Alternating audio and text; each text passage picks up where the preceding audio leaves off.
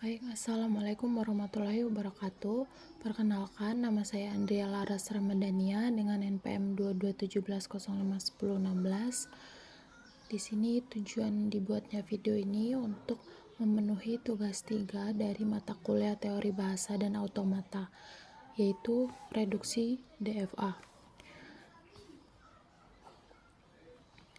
Jadi yang pertama itu untuk langkah-langkah reduksi DFA.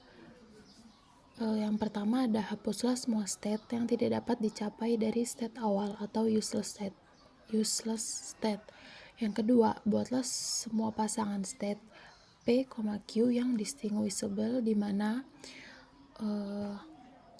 himpunan P itu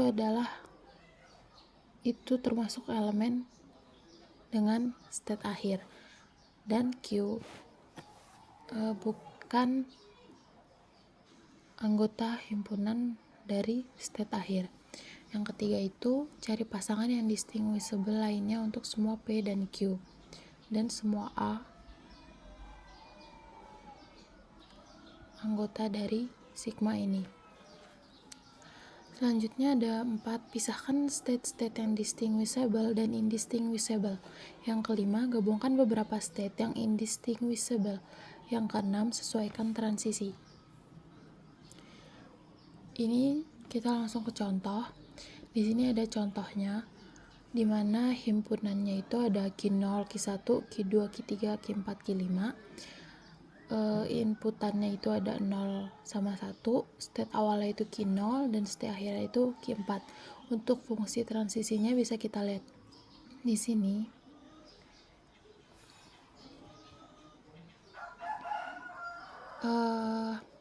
Sebelum itu, kayak yang kita tahu, langkah untuk reduksi DFA itu yang pertama, hapuslah semua state yang tidak dicapai dari state awal.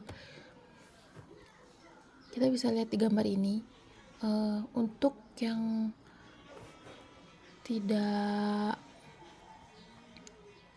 dicapai dari state awal, dia tidak punya inputan dari state awal, itu Q5. Dia tidak menerima inputan. Jadi untuk Q5 ini kita hapus karena dia tidak menerima inputan atau tidak dapat dicapai dari state awal. Selanjutnya kita tentukan distinct dan indistinctnya. Sebelum itu kita buat dulu kemungkinan dari semua himpunan ini. Jadi kayak Q0 Q1, Q0 ke Q2, Q0 ke Q3, Q0 ke Q4. Q5 yang tadi kita udah hapus. Terus seterusnya ada Q1 Q2, Q1 Q3, Q1 Q4. Ada Q2 Q3, Q2 Q4, dan Q3 Q4.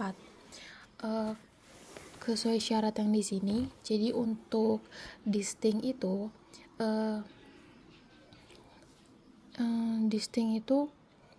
jika salah satunya dia adalah state akhir dari kemungkinan yang kita buat tadi, kan state akhir Q4. Jadi ini disebut distinct karena salah satu dari himpunan ini itu adalah state akhir. Kita cari Q4 di sini. Di sini Q1 sama Q4 juga jadi distinct. Di sini ada Q4 juga jadi distinct. Ini Q4 juga jadi distinct. Untuk cari, karena ini tadi ada himpunan yang bukan pasangan dari Q4, jadi kita cari terlebih dahulu untuk menentukan himpunan ini distinct atau indistinct. Cara carinya itu kita misalkan semua himpunan itu dengan inputan 0 sama 1. Jadi kayak Q0, Q1 kita masukin inputan 0 sama 1. Q0, Q2 kita masukkan inputan 0,1 dan begitu seterusnya sampai Q2 dan Q3. Ini untuk contohnya, kita masukkan inputan 0 sama 1 itu ke Q0, Q1. Q0 dimasukkan inputan 0 itu Q1. Q1 dimasukkan inputan 0 itu dia Q2. Selanjutnya Q0 dimasukkan inputan 1 itu Q3. Q1 dimasukkan inputan 1, dia Q4. Maka karena ini ada Q4, itu kita sebut dengan distinct. Selanjutnya Q0, Q2 itu ketika dia nerima inputan 0, itu Q1, Q1. Q0, Q2 ketika nerima inputan 1, dia Q3, Q4. Ada Q4 nya, maka dia disebut juga distinct. Begitu juga dengan Q0, Q3, kita dapatkan hasilnya itu dia pasangan dengan Q4, jadi disebut distinct. Setelah dicari kayak gini seperti ini semua, kita dapatkan hasil untuk indistinct.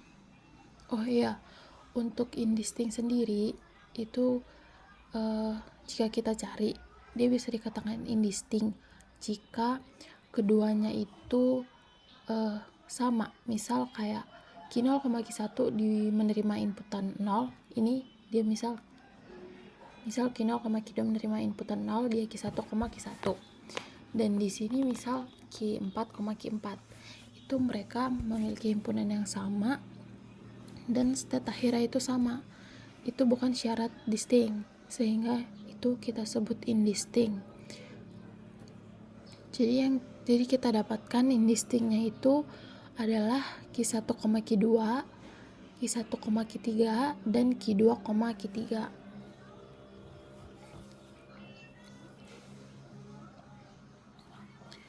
Hasil yang kita dapatkan indistinctnya itu yang kita dapatkan adalah himpunan Q1, Q2, dan Q3. Selanjutnya kita buat reduksi DFA-nya, hasil akhirnya. Di sini kan maksudnya hasil lebih sederhana dari gambar ini. Di sini kan state awal itu Q0, jadi kita gambar Q0. State akhirnya kita tahu dia Q4, kita buat di sini Q4. Dan tadi indistinctnya itu ada Q1, Q2, dan Q3. Jadi Q1, Q2, dan Q3 kita buat di tengah sini. Sekarang kita buktikan. Ketika Q0 menerima inputan 0, dia akan ke Q1. Dan ketika Q0 menerima inputan 1, dia akan ke Q3. Karena di sini kan Q1, Q2, dan Q3. Selanjutnya, ketika Q1 menerima inputan 0, dia bakal ke Q2. Jadi ini balik ke dirinya sendiri. Ketika Q2 menerima inputan 0, dia balik juga ke dirinya sendiri. Ketika Q3 menerima inputan 0, dia juga balik ke dirinya sendiri. Dan ketika Q1 menerima inputan 1, dia bakal ke Q4. Q2 menerima inputan 1 ke Q4, Q3 menerima inputan 1 ke Q4. Lalu Q4 ini ketika dia nerima inputan 0, dia bakal balik ke dirinya sendiri. Ketika dia nerima inputan 1, dia bakal balik ke dirinya sendiri. Oke, sekiranya begitu penjelasan dari saya. Apabila ada kurang lebihnya saya mohon maaf. Saya akhiri. Wassalamualaikum warahmatullahi wabarakatuh.